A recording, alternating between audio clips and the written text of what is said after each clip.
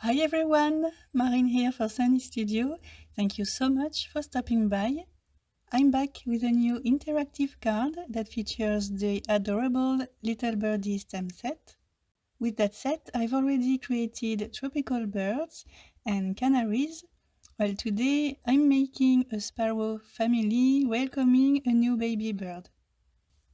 So on this card I'm using the Little Birdie stem set, seasonal trees for the small bird in the nest, farm fresh for an egg, fabulous flamingos for the 3 hearts, holy night for some grass.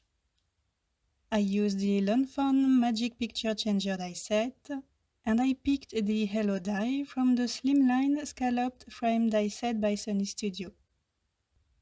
And I usually do this off screen, but as always I started by planning my card. I just placed the dies and stems to get a good idea of the scene. And the first thing I'm going to do is creating the interactive element. I cut 2 pieces out of Bristol cardstock, a long one for the pocket die and a short one for the moving piece die. And I'm just tracing the windows on the papers using a pencil. And the pull tab will be at the bottom of my card, so that's why I'm placing those windows in the top part of the papers. I'm starting with the long panel that I put in my Misty tool.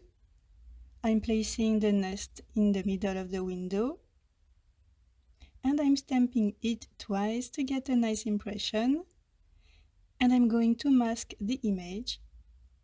I cut the mask using the coordinating die, and to make sure that the mask is at the right spot, I'm just using the lights above my desk to see through the mask and help me position it. Next, I'm going to stamp and mask the egg and grass. And if you have several images to mask, but you don't know in which order to do it, just ask yourself which image comes first. In my case, the nest is in the foreground. Next, we have the egg, partially hidden by the nest. And then we have the grass that comes behind the egg. So you mask the nest. Next, you stamp the egg and you mask it. And then you stamp the grass. And this is what I'm doing, the nest and the mask, next the egg and the mask, and then the grass and the masks. And I'm going to repeat those steps, but this time I'm going to replace the egg with a baby bird. Other than that, it's the same stamping and masking process.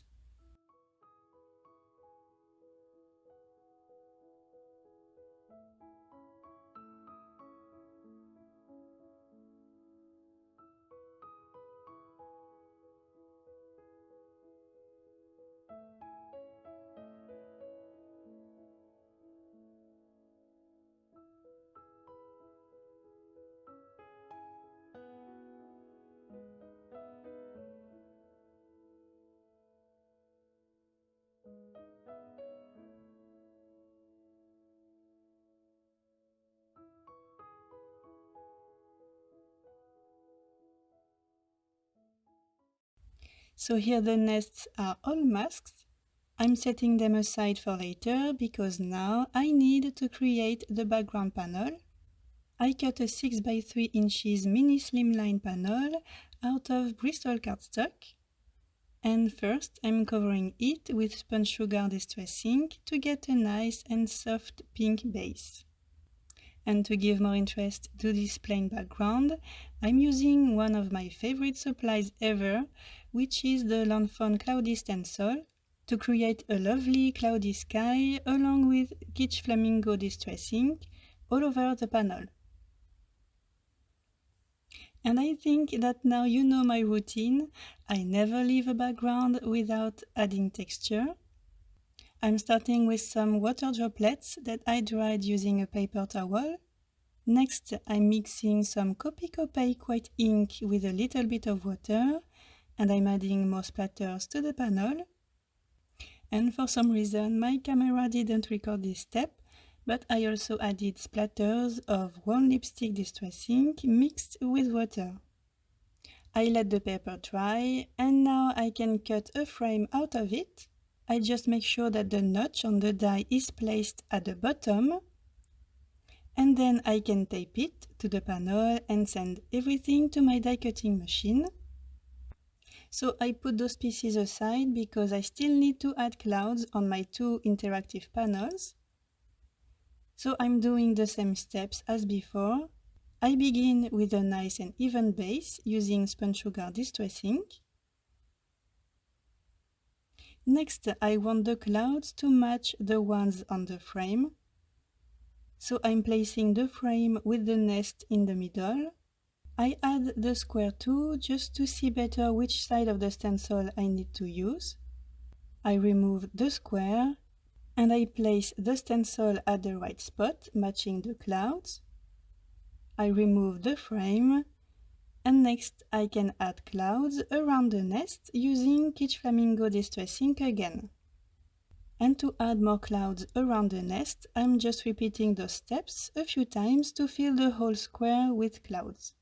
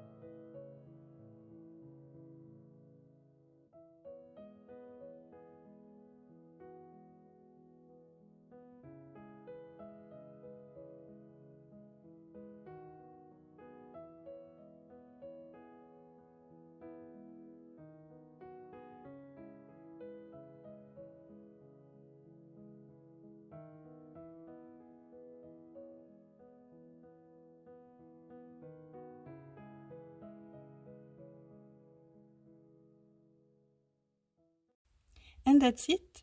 Off screen I did the same thing on the other panel, and I also added the same texture as before, so now I can peel the masks off and reveal the images.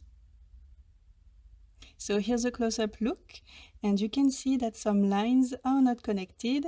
It's because of the masks, but it can be easily fixed with a Memento black pen. And here we go, the nests are complete. Now I can color them using my alcohol markers.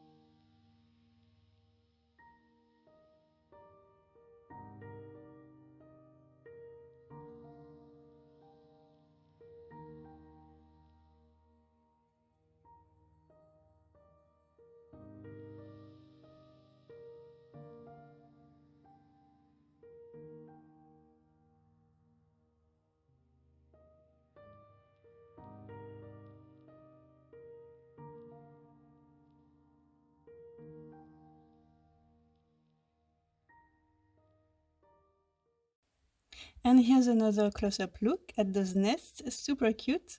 I added white highlights and then I taped the dies on the panels.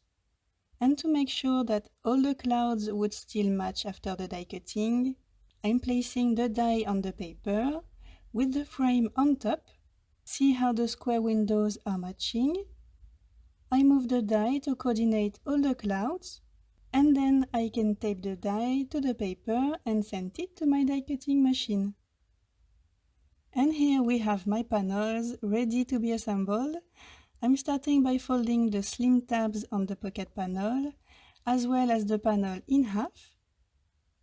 I'm using a bone folder to get a crisp fold. And next I'm adding some thin and strong double-sided tape on those tabs, front and back. I peel the backing papers off the inside, and I fold the tabs to stick them on the back side of the pocket panel. Next, I always like to do two things to get a smooth mechanism. I'm applying powder at the back of the panels, all along the slim tabs and on the small flaps as well.